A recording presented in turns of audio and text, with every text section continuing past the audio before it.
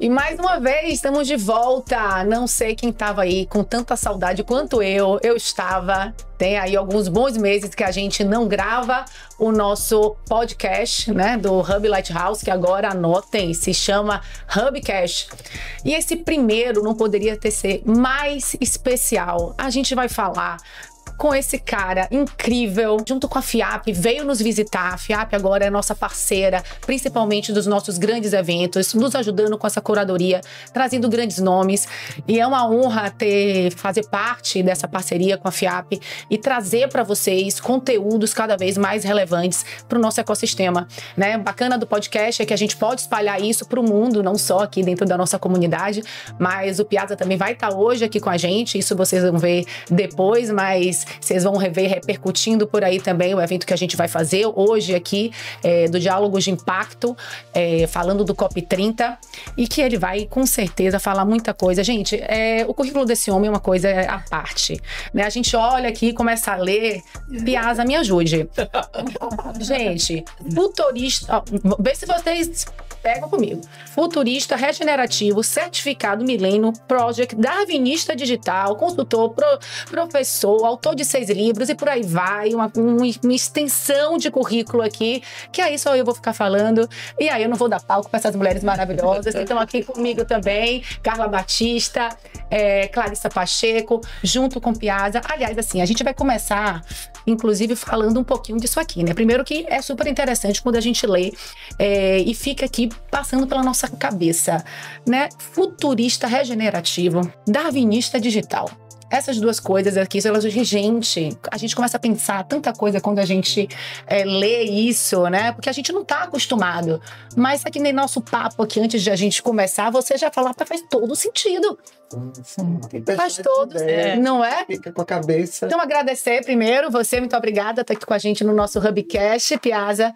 Vou deixar você falar e me explicar um pouquinho do que se trata tudo isso. Claro que sim. Bom, primeiro, obrigado. Só de raiva eu venho. Você convida só de raiva, eu venho, claro. Ninguém mandou convidar, né? A vida da gente é confusão, eu gosto de uma confusão. E sou macuriato, você pode substituir tudo da porcaria do currículo ali, que a gente põe lá no LinkedIn de vez em quando, né? Entendi. E pode me chamar só de malcriado, que é o que eu sou. Né? Meu propósito é construir janelas onde antes todo mundo só construiu paredes. Minha função no planeta é derrubar lógicas ilógicas. Então, por isso, sou um cara extremamente crítico sobre absolutamente tudo, mas mansinho um pouquinho, né? Porque a gente tem que ter bom humor para enfrentar o caos. Quando a gente fala de futurofobia e futurotopia, significa que a gente ganhou uma incapacidade de imaginar futuros preferíveis, porque a gente ficou no meio do caminho entre a nostalgia e o colapso. Então, quando eu tô dentro de um lado da nostalgia de um tempo que era muito mais divertido pra gente, e dentro do apocalipse que a gente tá vivendo, que o mundo parece que virou do avesso, e todo dia ele tá virando do avesso, seres humanos não foram feitos para bancar isso. Então, quando a gente fala sobre isso, o que acontece? O medo do futuro chega muito fortemente sobre a gente.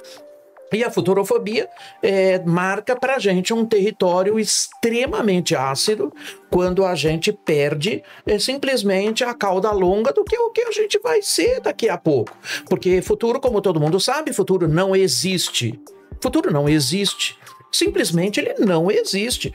O futuro não é um lugar quente a qual você deveria se dirigir, né? A gente tá falando aqui, né? Tem gente que fica com aspirações de futuro tentando escapar do presente. Claro, então fica jogando pra frente, todo mundo que joga na loteria já tá gastando o prêmio na cabeça, já viram isso? Sim. Que você tá usando o futuro para escapar do presente. Isso é muito ruim, porque na realidade eu nem consigo compreender o presente, eu não consigo ter as utopias possíveis para que a gente possa construir um futuro. Por quê? Porque as distopias imperam sobre nós num território que é extremamente hostil pra gente. Isso significa um paradoxo. De um lado você tem muita tecnologia e do outro lado a ausência de filosofia para equilibrar o tech. e o touch. E o ser humano tá perdidaço no meio do tech, fazendo hype de inteligência artificial, botando tecnologia em cima de tecnologia, em cima de tecnologia, perdendo o sentido humano. Então, quando você olha tudo isso, é terrível, é triste demais, porque, na realidade, a discussão que a gente tem hoje, ela não faz o menor sentido. Onde cada vez mais você vê robôs tentando se parecer com humanos fofos e humanos fofos querendo fazer o máximo para se parecer com robôs que não tem o menor sentido. Performar e empregarem mais e mais e mais. Empregar mais e mais e mais. Como eu estava falando para você, o grande problema disso é que o neoliberalismo nos joga numa hipereficientização que não faz sentido. Muita gente, a gente para. Olha, eu tenho tanta gente que às vezes tem o mesmo efeito, você está trabalhando, de repente dá uma tela azul. E tu fala assim, o que eu tô fazendo mesmo? Você desconecta, você, por que eu tô fazendo? Por que eu faço? Pensando em várias outras coisas ao mesmo tempo, né? Então, assim, e também tem muita gente falando, a gente precisa ser mais produtivo, a gente precisa fazer mais. O imediatismo, né?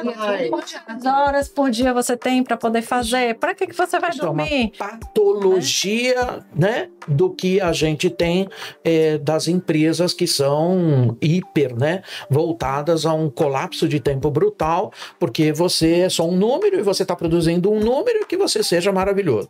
E é claro que isso é uma repetição do modelo fordista que está sobre a gente, que não faz o menor sentido mais.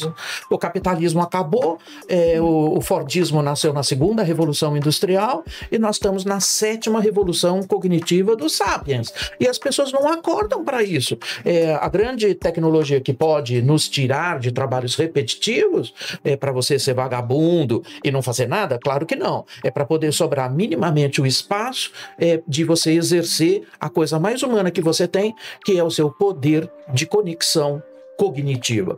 Isso significa que as pessoas não são desafiadas pela sua cognição, elas são desafiadas pelo seu poder de fazer. E, na realidade, se você for para balada hoje, né, já viu qual é a primeira conversa que surge? Pra mim tem que ter lugar pra sentar. A minha idade, vamos pra uma balada. Tem lugar pra sentar? Olha, você pode estar sentado ou de pé. Qual é a pergunta? O que você faz? O que você Ninguém faz? pergunta o que você é. Você trabalha com o quê? Não é? Você trabalha com o quê? Aonde? O que você faz? A gente foi educado para ter, não para ser. Não o que você gosta. Nunca. Qual o seu hobby? currículo? Quantos cursos você já fez? Quantas horas você levou estudando, trabalhando? Gente, mas assim, eu vou até puxar, fazer um pouquinho do advogado do diabo, porque quando eu trago as coisas pro presente, né? E pensando, obviamente, no futuro, que ele não existe, mas eu olho pro passado e enxergo, assim, que quando eu comecei a minha carreira, né, aos 20 e poucos anos, o legal, o cool, era você ser workaholic. Pô, eu achava o máximo, eu trabalhava em grandes agências de propaganda aqui em São Paulo também, era o ápice, assim, a gente vira a noite trabalhando na agência, né? E depois, anos mais tarde, nos meus 30 anos, eu morava fora do país com o meu ex-marido, meu atual marido na época, e eu tava grávida da minha filha, e eu já tinha programado de voltar pro Brasil para ter ela. E recebi o chefe dele na minha casa e ele falando, marque uma cesárea. Eu queria ter um parto normal. Marque uma cesárea, porque senão eu não consigo liberar seu marido para estar com você. Aí eu falei, não. Aí ele falou assim, vangloriando. Foi assim, Giovana, que era o nome da esposa dele, venha cá, diga lá aí, eu não assisti o parto de nenhum dos meus 3 filhos. Entendeu? Hoje em dia, quando a gente traz pro presente, a gente não tá mais nessa loucura do workaholic, né? As pessoas têm dado o seu tempo. Ninguém mais, raramente, né, eu acho que vira uma noite trabalhando, né? Então, eu acho que tem um ponto muito positivo aí, que as pessoas também passaram a cuidar um pouco mais de si. A gente está sendo atropelada por um mundo extremamente digital e rápido e acelerado, que faz a gente também virar robôs, né? Mas a gente também, eu acho que tá crescendo por esse lado mais humano. né? Mas de olhar para... Existe uma latência muito grande por uma aspiração de uma humanidade ainda não compreendida. Gente, o bom de podcast é o seguinte, que a gente pode parar e escutar tudo de novo, porque é um papo cabeça demais. Eu fico parada aqui 2 horas pensando, interpretando um negócio. Isso é filosofia pura. É filosofia pura. Isso é filosofia pura. Quando a gente fala de uma humanidade não percebida, as pessoas já não sabem mais o que é ser humano. E é isso que tem pego muita gente. Então, quando você fala da futurotopia ou da futurofobia, e também tem a tal da retrotopia, que é território do Bauman, onde ele fala que justamente eu fico sempre olhando para trás, com saudade de um passado que nos aquecia, mas que não está mais sobre a gente. Sim. Então, eu deveria ter utopia, né, suficiente para poder promover um futuro preferível, ou um futuro plausível, um futuro possível, novo para a gente. Mas a distopia não deixa, porque na realidade o que acontece?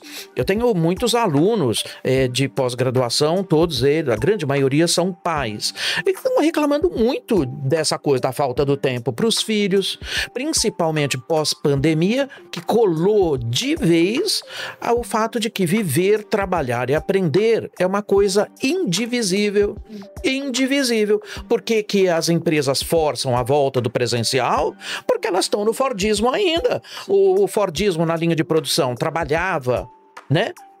Obviamente em regime presencial, porque eu precisava de 40 a 60 homens jovens fortes para puxar motor na linha de produção. E a capacidade de produção era isso, né?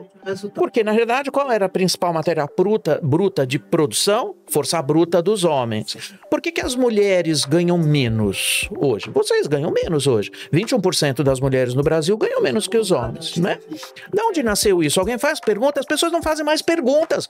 E isso me irrita, que você não tem noção. Porque você não faz pergunta, a gente não faz pergunta e a gente acaba não sabendo.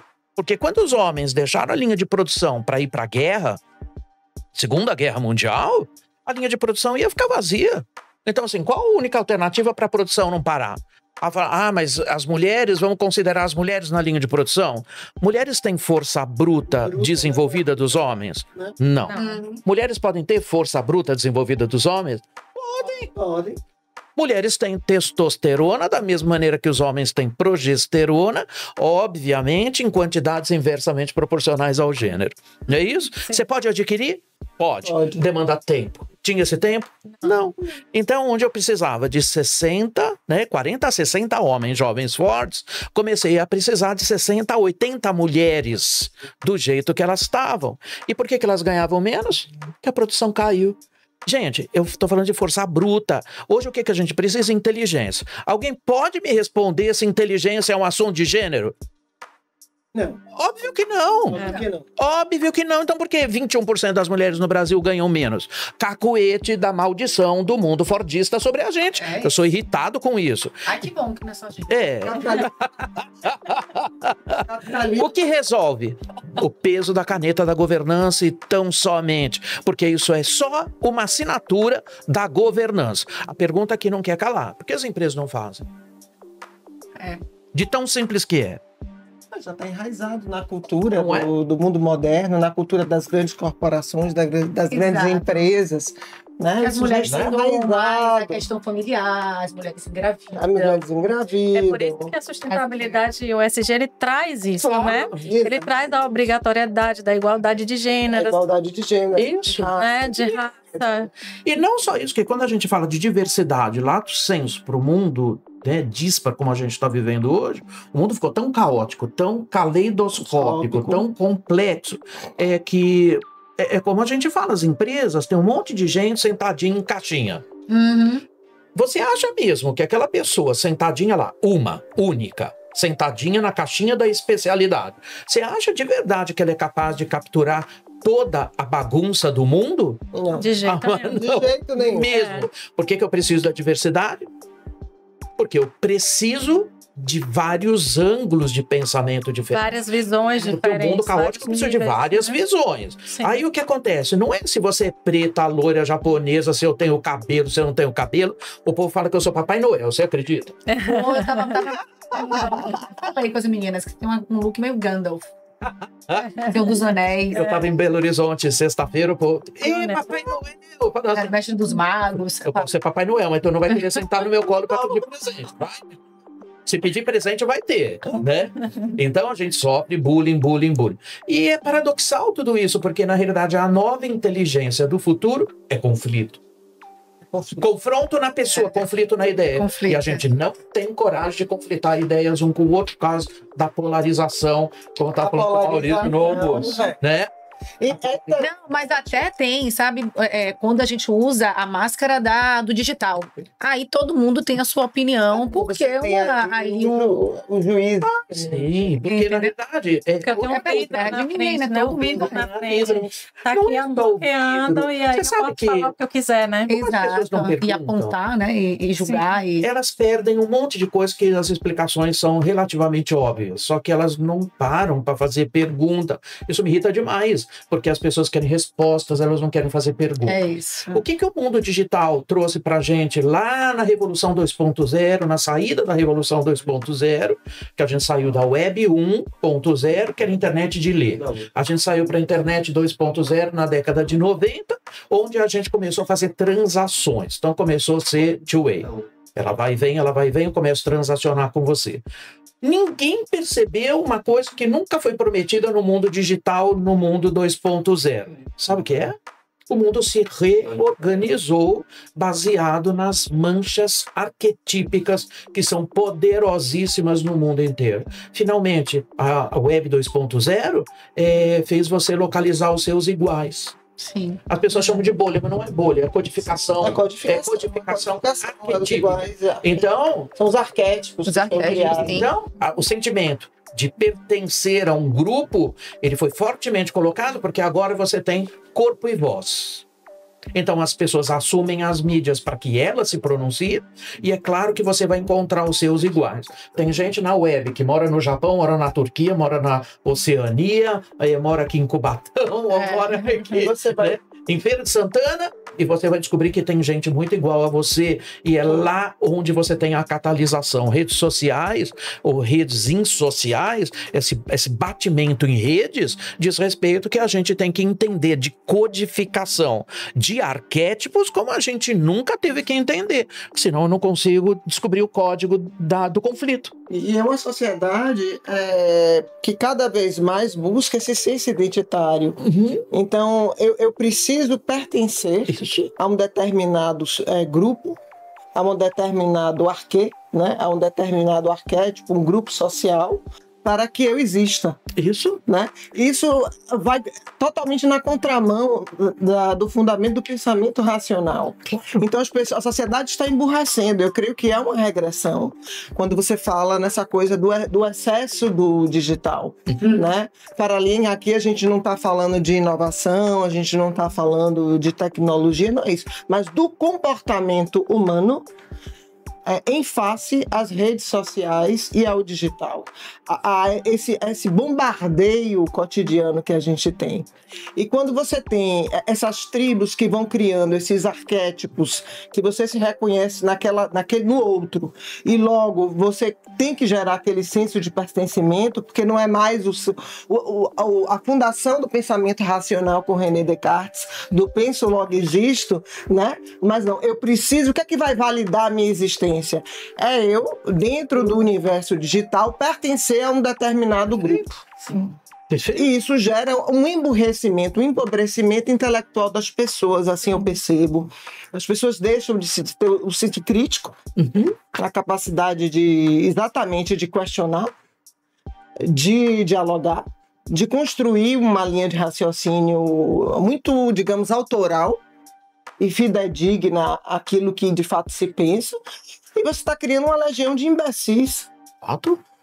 As pessoas não pensam mais, elas não querem nem se dar ao prazer de ter o tempo do ócio criativo, queira se dizer, né? Ou o tempo da contemplação, como queira se dizer. Ou se a gente pegar um Bauman, está todo mundo realmente achando que like é afeto. Perfeito. Quando não é. E que like é amor, né? É amor. Então, há uma confusão. E aí é que entra a questão dos instrumentos regulamentadores, controladores, do neoliberalismo, das instituições de poder, porque é interessante para as instituições de poder ter essa fragmentação. Por que ela é interessante? Porque quando do conflito, naquele meio de conflito, onde eu tenho diversos grupos, é ali que eu cresço. Claro. E eu porque gosto enquanto as pessoas estão discutindo, eles estão arrefecendo e criando os mecanismos de controle e emburrecendo as pessoas, porque estão impedindo que elas pensem. Sim. E que se posicionem. E que o diferente é bem para isso, né? Para questionar, para validar se aquilo que ele está fazendo realmente está ali na linha mas certa. a treta monetiza, então... A treta monetiza, exatamente. Então, por isso que eu queria jogar aqui, mas duas granadas gigantes. Uma que é o tecnofeudalismo e a outra que é o tecnofascismo. As duas coisas andam juntas. Então a gente está, de novo, numa era do feudalismo digital, onde o mundo inteiro está sucumbido à lógica de 4, 5 big techs. Então vivemos, de novo, um feudalismo digital do que a gente fala. Ou seja, a treta monetiza. Se você não monetiza, tem alguma coisa errada. Então, na realidade, você está sucumbido aos algoritmos, né? E quando você se joga nisso, se esquece de uma palavrinha que ninguém fala, que são os androritmos. Androritmo. Alguém sabe o que é androritmo? Não, eu ainda tô no sabia. Androritmos são os algoritmos de viver. Todo mundo sabe que é um algoritmo. Sim. Ninguém sabe que é um androritmo, que é o algoritmo de viver. A gente perdeu. De saborear isso. E você vê como é paradoxal, voltando um pouquinho nessa coisa da diversidade, né? Se eu preciso da diversidade lato sensu para gerar conflito, porque pessoas diferentes que nasceram de pais diferentes, que têm cultura diferente, que tiveram educação diferente, que vivem em lugares diferentes, percebem o mundo de maneira diferente, me ajuda no mundo caótico, porque as várias visões complementam aonde eu não posso chegar, porque a capilaridade que o diverso tem pelas culturas diferentes me levam a lugares que eu não consigo acessar, simplesmente porque eu tenho a minha matriz cognitiva. Óbvio, todo mundo tem, e isso me ajuda do outro lado. Então, quando eu falo assim, é que nem eu estava vendo ontem, eu fiquei tão irritado ontem, também não precisa muito para ficar irritado, né? Porque é só eu passear nas redes que eu já fico azedo, né? Por causa eu fiquei mega triste com a partida, vamos dizer assim, da Pretinha Gil. Mas se você lesse os comentários, eu tô falando, gente, não é possível. É uma inquisição. É um tribunal de inquisição. E agora ela tá pagando para Deus tudo que ela fez. Eu falei, gente, desculpa, que Deus é esse que então castiga e que acha que pode te castigar porque teoricamente ela fez o mal de quê? De ela ser quem ela é? Oi, alô? Então, você joga a sua sombra em cima de alguns modelos como se você não quisesse ter diversidade, né? Perfeito. Inclusive de ter... O seu lado incomoda, mas... As pessoas têm um costume de julgar pela própria realidade, né? Então, isso. Eu sou assim, eu não quero que o outro seja. Então, eu julgo você. Se você é assim, eu... né? Porque de acordo com o que ela tem dentro, né? Sim. Porque é muito assim, viés cognitivo. Na verdade, é assim. Exatamente. É o que é o viés cognitivo. Então, fala assim, é como nas empresas, continua igual ao Fordismo. Não basta eu competir com você, que é muito bom eu competir com você, desde que isso seja saudável. Sim. Não basta eu competir. O que as empresas fazem? Eu tenho que matar você. Eu tenho que te eliminar. Eu tenho que tirar você do game. Entende? Então, não vem falar de colaboração. Colaboração é uma ideia falsa que as empresas têm. Elas não colaboram. Não. Elas disputam território. Disputam território. Né? E aí a gente entra num campo, num terreno aqui ainda mais preocupante, que é o dividir para conquistar. Claro. É o war, gente. E esse incentivo que as corporações fazem o tempo inteiro de criar um ambiente de disputa, ou dividir para conquistar. Exatamente. E é um ambiente de disputa interno. Ele começa dentro da própria empresa, ele tem essa visão de dizer assim, olha, aqui dentro a gente vai competir. Não colaborar. E não fala, não é dito, mas você vê intrinsecamente ali que as coisas estão funcionando dessa forma, né? Eu falo para meus alunos que eu espero urgentemente que eles vislumbrem um futuro diferente que não os transforme em foca de circo. Porque eles passam a metade da vida aprendendo a bater palminha, porque as empresas dão para eles um amendoim, que eles chamam de PLR. Que é um nada, porque joga o amigo funcionário na frente, do mês, bota lá a fotinha, funcionário do mês. Funciona desse jeito. Como se aquilo fosse a no final do ano. coisa mais importante. Né? Ou você trabalhar 35 anos para ganhar uma caneta, uma lápis, você pôr aqui. Não faz sentido mais, entende? Então, quer dizer, você fala assim, tá bom, quando eu tenho um planeta subvertido, quando eu tenho um sistema produtivo subvertido, quando eu tenho muita tecnologia que não está adotada, porque as empresas odeiam transformação digital. E sabe por que elas odeiam? Está no teu território lá, né? Porque transformação digital é intensiva em CAPEX. Então, o feudalismo digital, o que é que elas fazem? Deixa tudo em OPEX, porque eu tenho o dinheiro muito facilmente, eu posso levitar com ele. Porque se a Selic bater 15, 20, eu tiro do produtivo e mando para o especulativo. Então, na realidade, vamos viver do quê? Se todo o dinheiro do mundo está no capital especulativo. A gente acabou de ver Estados Unidos agora, ação casada de insider information. Não é isso? Para consolidar no mesmo dia e não chamar atenção. Privilegiados no mercado de capitais. Exatamente, porque você faz o quê? Você, 3 horas antes, você foi 40, 60 bi de dólares. É um negócio, meu Deus, assustador. qualquer centavo é uma grana imensa. Mas por quê? Porque logo depois do anúncio, vende de novo. Então você consolida no mesmo dia, não chama atenção. Claro. Porque não teve variação, se você for olhar no dia. Você vendeu, né? Você comprou, e você não consegue. Ficou com o resíduo. Então, o que é isso? Isso é capital especulativo, absolutamente especulativo. Que é a coisa mais danosa que tem, porque eu tiro da produção, obviamente, cada vez que eu tiro da produção, eu estou aumentando desigualdade. Isso, com certeza. Então, isso significa que quem é rico fica cada dia muito rico. Mega rico, quem é pobre, cada dia fica cada vez mais mega. Então, por que a gente equaliza isso? Ser regenerativo aumenta muito, né? A desigualdade aumenta muito. Claro, aumenta muito. E para muitos é favorável isso, né? Porque quando você tem desigualdade, você tem falta de educação, falta de orientação. Você não pode questionar, você não faz perguntas corretas que você deve fazer. E eu fico pensando aqui também, o mundo do jornalismo, às vezes, como ele é dispar, né? Ontem eu estava vendo uma entrevista de um senhorzinho que morava numa... Não sei se vocês viram isso, uma casa de pau a pica. Um senhorzinho do mato, capial do mato. Sabe o que foram perguntar para ele? O senhor sabia? Porque ele apareceu como tendo feito empréstimo em alguma fraude.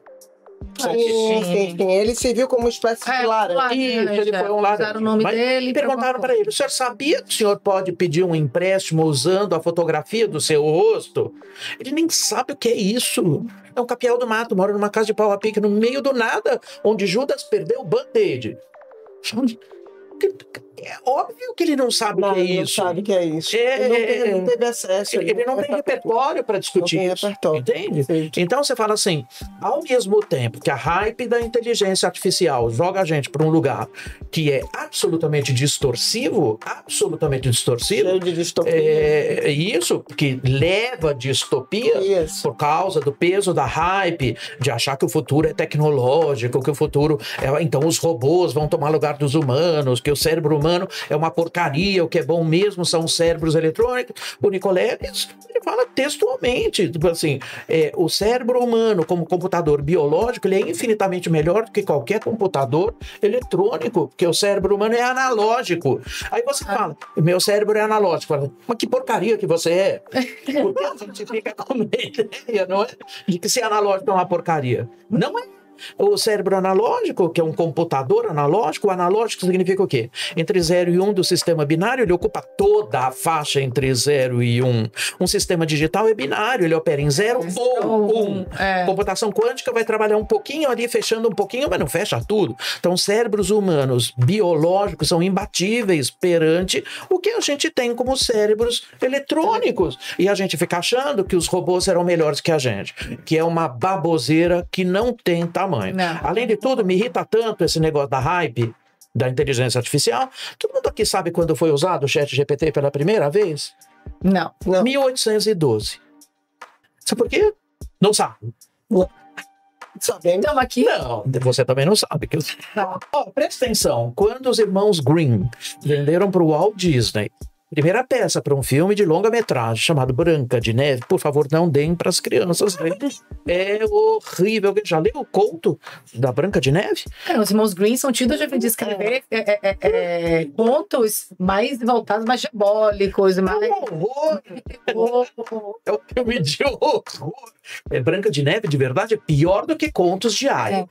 Imagine. É verdade, o João e Maria também é deles, né? Isso Também tudo tem mal, a né? mesma. Tudo do mal, né? Tudo. O que vai lá, Branca de Neve, aquela fofa que veio de um casamento de um rei fofo, com uma rainha maravilhosa, estonteantemente linda. Então veio Branca de Neve, que espetava o dedo no espinho da flor. Então o sangue... Não, você tá misturando aí um monte de princesa. Você tá misturando princesa. E come a maçã. Branca de Neve foi a maçã. Porque ela... Não. Não, a maçã veio muito depois. Não. Por que ela chama Branca de Neve? Lá dos primórdios. Por causa do contraste do sangue, da gota de sangue com a pele dela. Então ela é chamada de Branca de Neve. Quando a rainha fofa morreu, o pai casou de novo com uma bruxa narcisista que ia então para frente de um espelho e conversava com o espelho. Espelhos meu, tem alguém mais linda no reino do que eu. O espelho falava o quê? Alô, presta atenção? Claro que sim, né?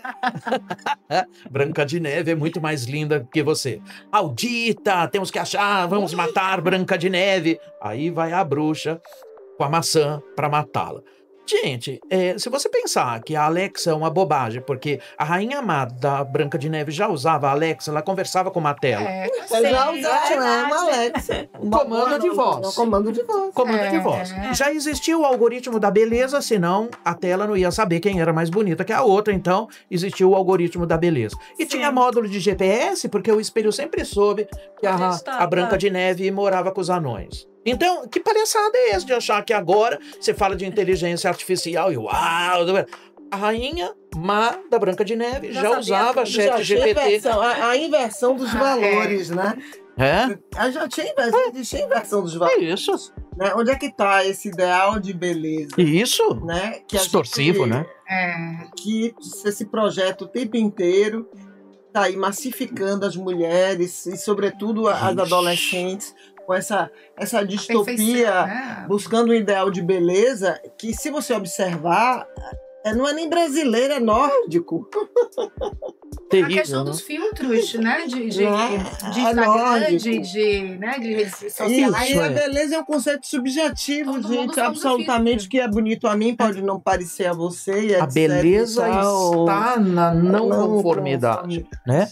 Só que aí você tem que olhar que o mundo digital também, ele tem alguns impactos, né, do que a gente tem, dos transtornos que a gente vive também. Porque quando você fala, o primeiro transtorno que aparece, que tá lá no Guy Debord, que ele fala bastante sobre consumo, onde tem hiperconsumo, tem narcisismo. Então, claro, ele é baseado em narcisismo. O narcisismo, ele resvala, então a síndrome do transtorno narcisista, ele resvala para a síndrome do transtorno do corpo dismórfico. Você começa, é psicopatia. Você olha para o espelho e entende que você habita um corpo que não é o seu. Aí começa a puxar, começa a injetar, começa a puxar, lembrando que não tem retorno. Nada tá bom. Não tem retorno. Tem algo mais a fazer. Não tem retorno. Para onde leva isso? Numa acidificação gigantesca. Como não tem regulação suficiente para isso, que é o que a gente chama de anomia. Quando você tem uma anomia social, que é a ausência de uma regulação possível, suicídio. E quem escreveu isso foi o Émile Durkheim em 1906. 1906 ele já descrevia suicídio como um fenômeno narcisista de cidades. Ninguém se mata numa plantação de milho. Ninguém vai ver, nunca vai te encontrar. Então não tem o efeito de eu dar para você o espetáculo do meu corpo morto. Então, quer dizer, é triste isso quando você vê. Agora, que idade começa suicídio? Sabe? 9 anos. Eu ia dizer também. Muito jovem. 9 anos. E aí está assim também, né? Porque tem... Já apontam. As redes sociais também Sim. aumentou muito. Tem pacto de não divulgação para não servir de alavanca para nós. Mas você pega, por exemplo, o mundo digital, colabora com isso violentamente através do Discord, por exemplo. Isso. Né?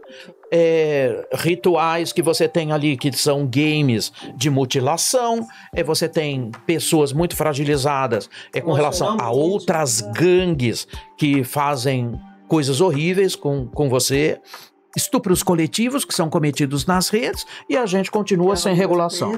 E aí você fala o quê? O Congresso não quer regular redes. Vai tirar isso? É isso. Porque vai tirar a liberdade de expressão. Desculpa, matar uma criança de 9 anos por mutilação não é liberdade de expressão. Aí você fala, então o Congresso se retira da discussão, ele não quer regular, enquanto as crianças continuam morrendo. Não dá. Não dá. Então, o Durkheim falava sobre essa anomia social, ausência de regulação. Na pior das hipóteses, os microgrupos criam as suas éticas. Por isso que a gente, outro dia eu ouvi, me chamou a atenção, mas falei, claro, ele fala assim, a ética do PCC impõe uma governança, assim, a jornalista falando. Eu falei, me chamou a ética do... Claro, até os bandidos têm ética.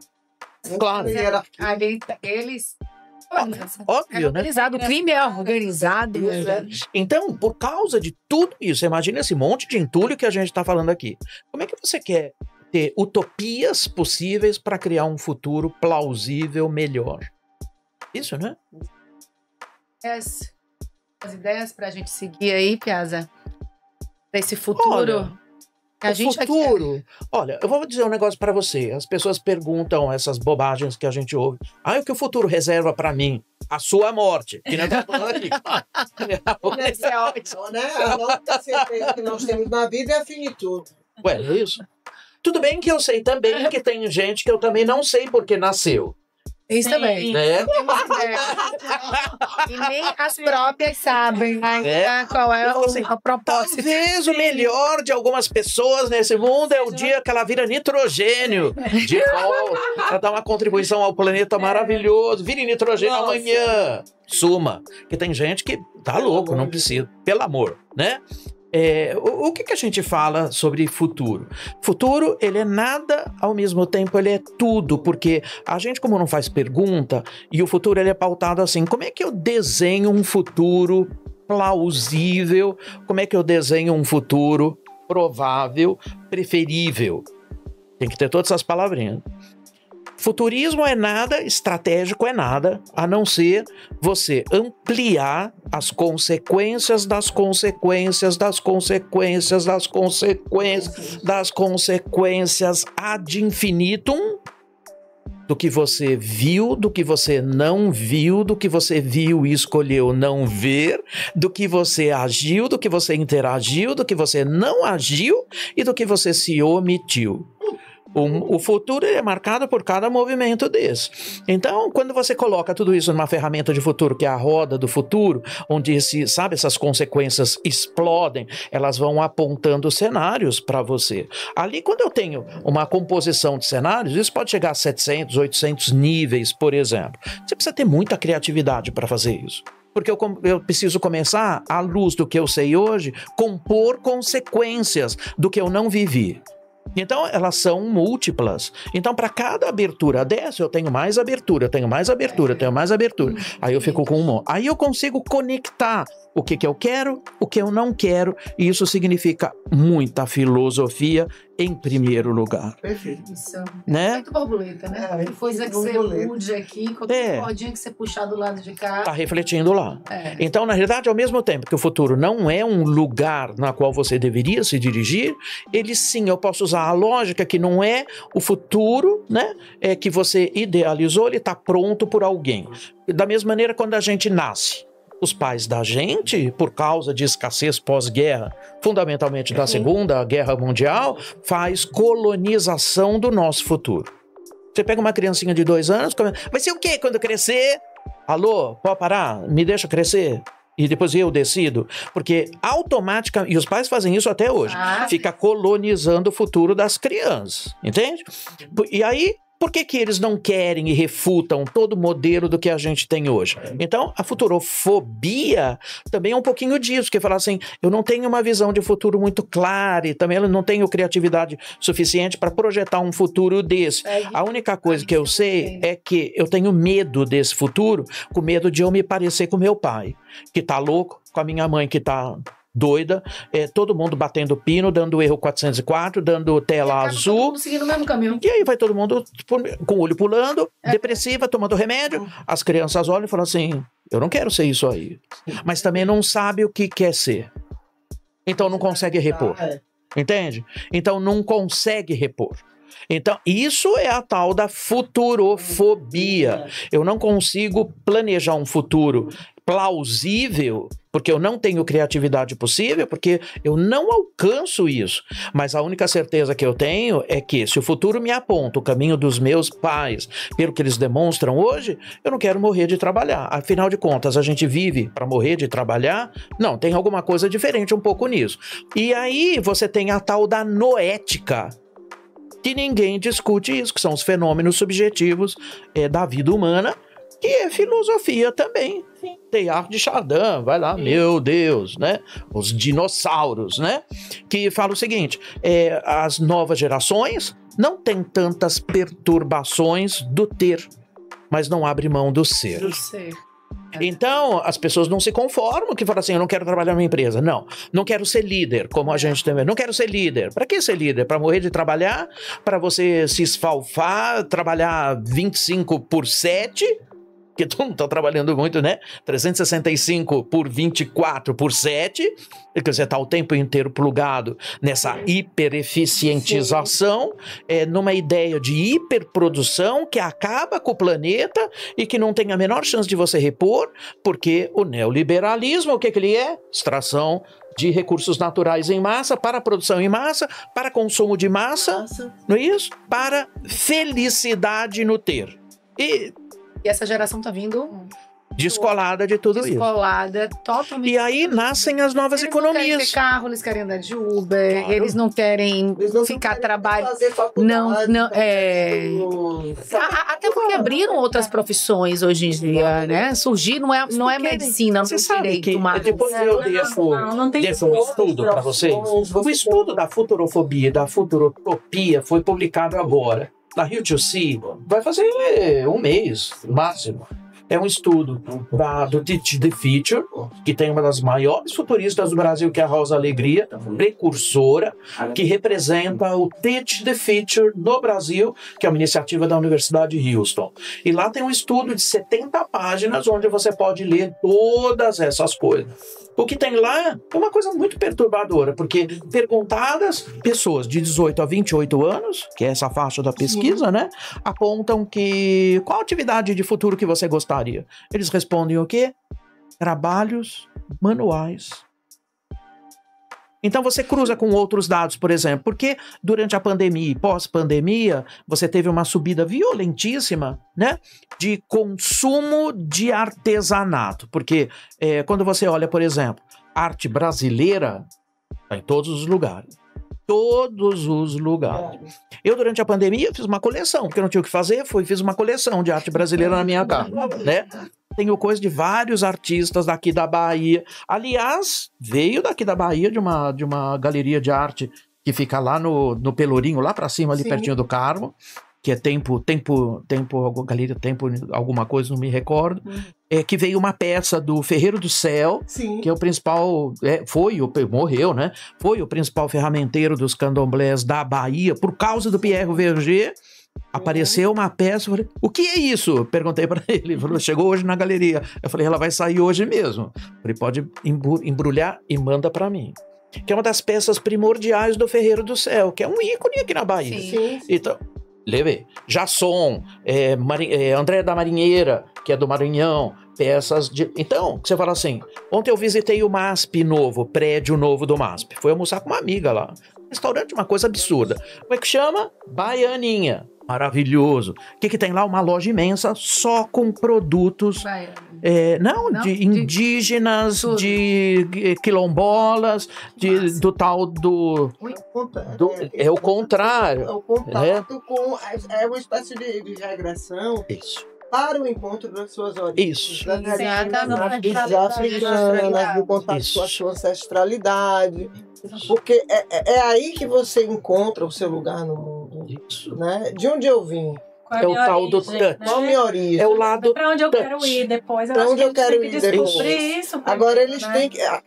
tem que fazer esse processo de regressão para você descobrir esse lugar, que é o lugar que você vai encontrar o seu real pertencimento. E aí você vai saber pensar, né? E criar uma criticidade para desenvolver o seu lugar onde você quer. Exatamente. Me ocorreu Não é esse lugar de perfeição. Não esse tem lugar de trabalho exacerbado, de operacional massacrante. Né? Me ocorreu esse filme, já não é tão novo, Lucy.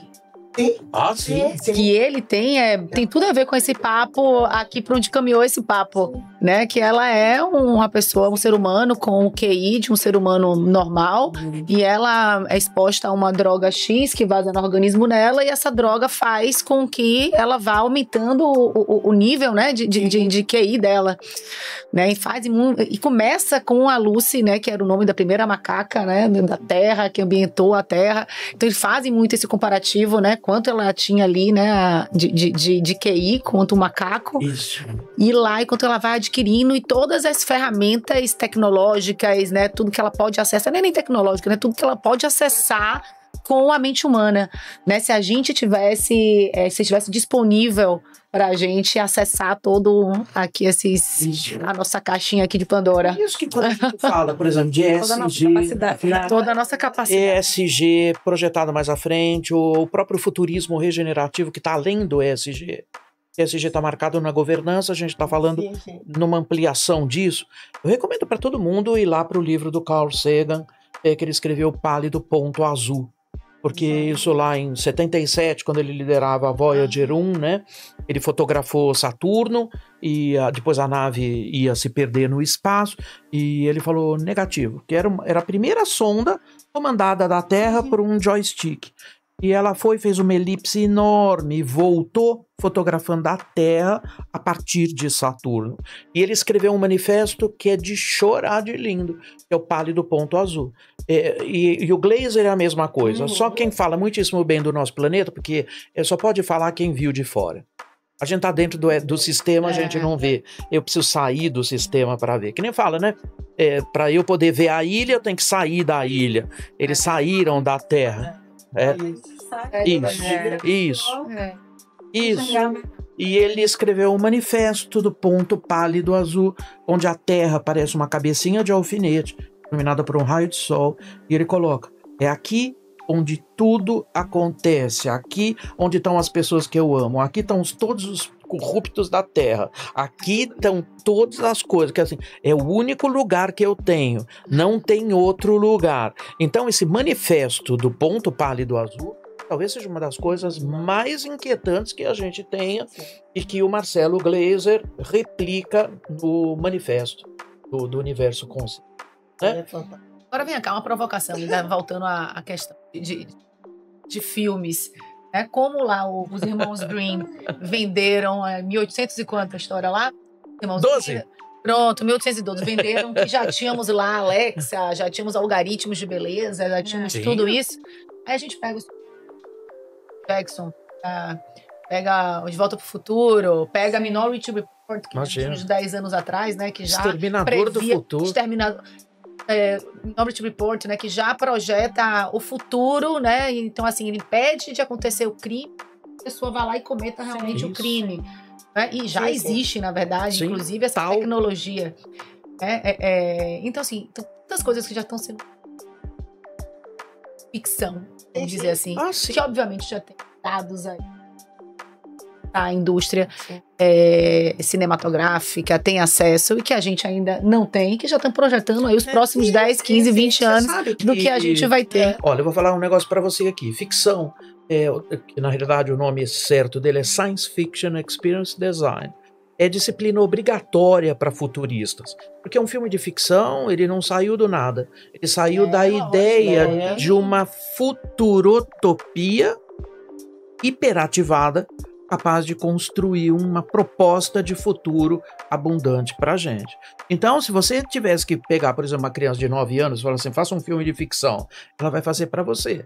O problema é que só tem distopia. O que aparece não é a utopia que a gente gostaria, aparece a distopia. Aparece Mad Max, aparece outros filmes da ficção que também estão muito sobre a gente.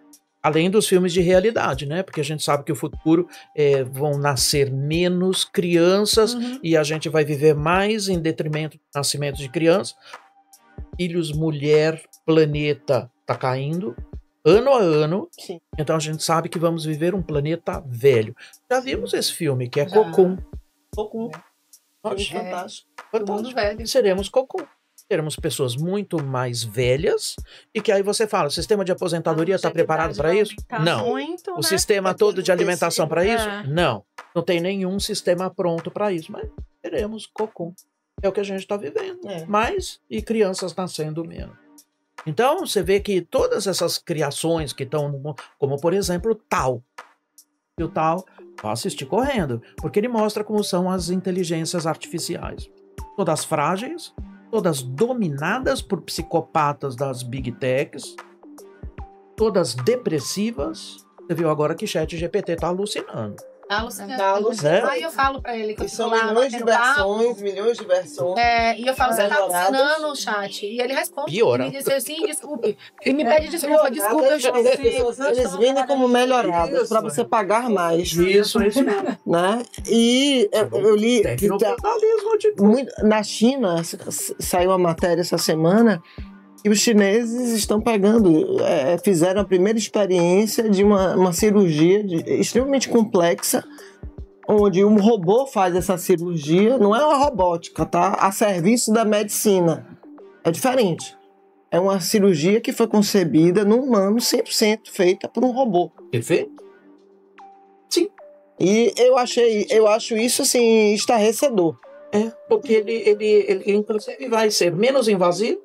Sim. Porque ele é capaz de simular as melhores entradas. É claro que quando você joga dados de tudo, cânulas, micro cânulas com câmeras. Eu não gosto, por exemplo, da tecnologia é uma coisa. A tecnologia virando Deus, como a gente viu, dos embriões que estão à prova de qualquer doença. Os alemães já tentaram fazer isso no nazismo e não foi legal. Então, ter raça ariana tecnológica também não é uma boa ideia, porque isso é uma distorção, né? Então, na realidade, ter gente que não morre, não existe isso. Então, por isso que a gente fala, essa ideia perturbada de vida eterna que a gente tem, não existe pra gente. Isso é regra zero do universo. Tudo que nasce, morre. Seja o que for, tudo que nasce, morre. Seja o modelo econômico, seja o modelo de educação, seja a tecnologia, tudo que nasce, morre. A gente deveria se acostumar melhor com isso. Não é? Estamos aqui de passagem. A gente não é eterno. Tem um monte de gente que vem atrás, desocupa a moita. Né? Não é? Piazza, pra gente aí terminar, vamos aí já mais de uma hora de papo. Vocês... Uau! Eu acredito. Que delícia, que delícia. Uau! Vai ter repórter que não acaba mais.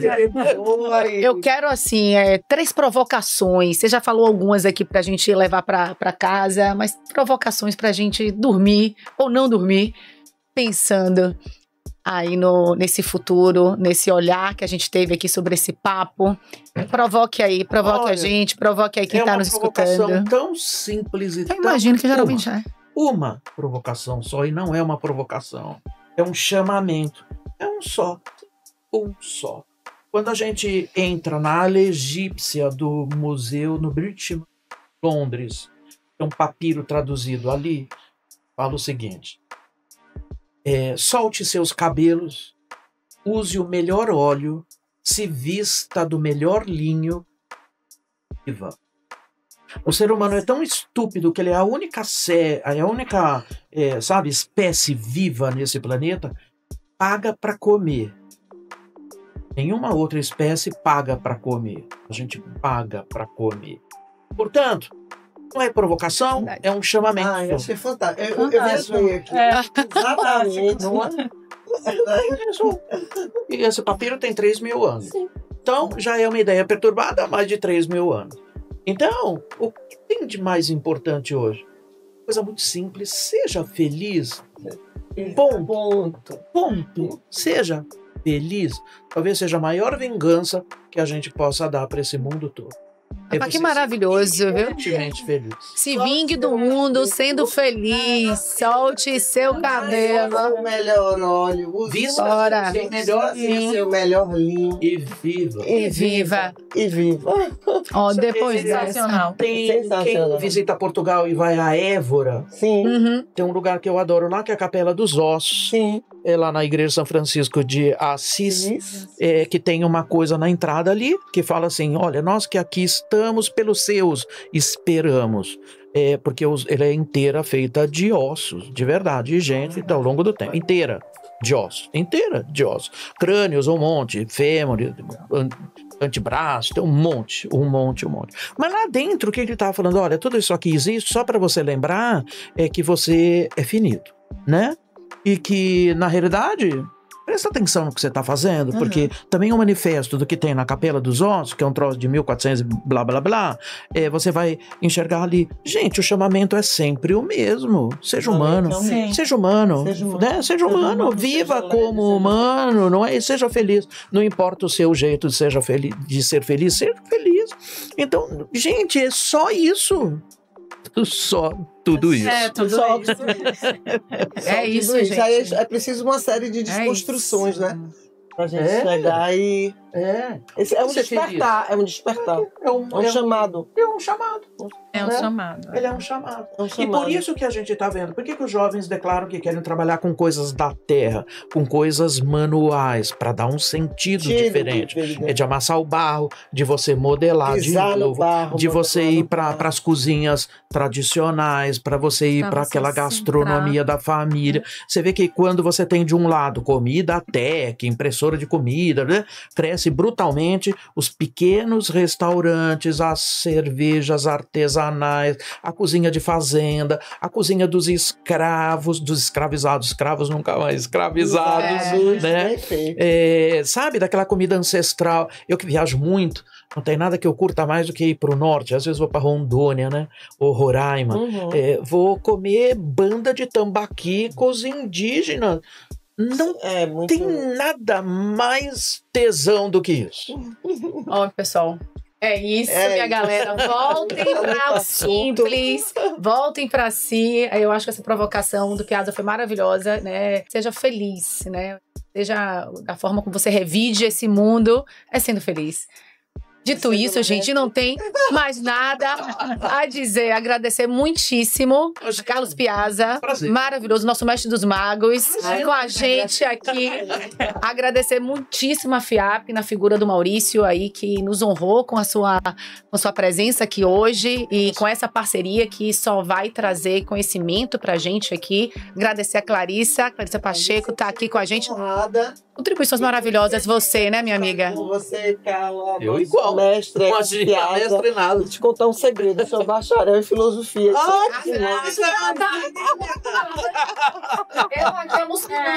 Eu encontrei a minha igual, né? Agradecer a Carolina, minha batista aqui também. Vou revisitar. Foi um prazer. Tá ali na minha prateleira. Nietzsche, eu uso sempre uma frase. Nietzsche é meu existencialista. Adoro! Caótico. Eu vou falar assim, fale uma frase. Eu falo assim, eu sou incapaz de construir uma, mas eu uso Nietzsche. Que serve pra você. Sim. Ele fala lá. Toda vez que você espreita o abismo, lembre que o abismo também espreita você. Essa é maravilhosa.